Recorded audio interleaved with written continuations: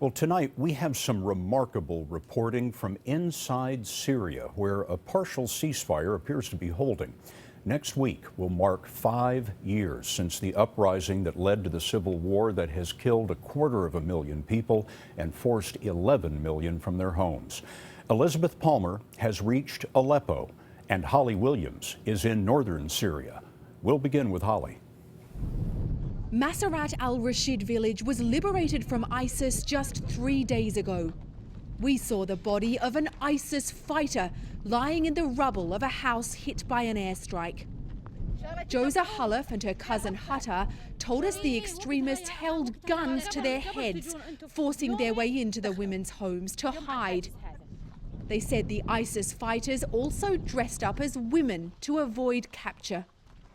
The nearby town of al-Shaddadi was liberated last week. The ISIS slogans are still there, but the town's now under the control of the Syrian Democratic Forces, an Arab-Kurdish alliance that's supported by the US. So this was an American airstrike?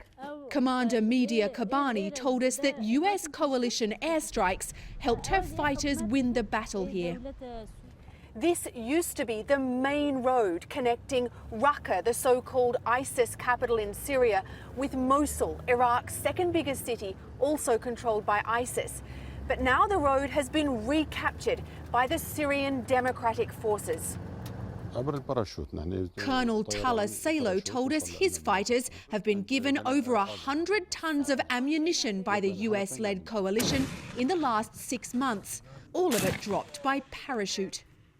But America's most effective partner in Syria has some murky alliances.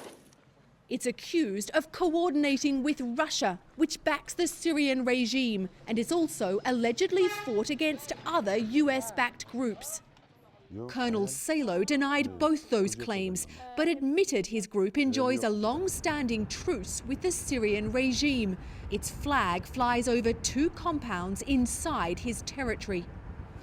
This US-backed group is taking on ISIS and winning, sometimes paying a terrible price, but its allegiances are complicated.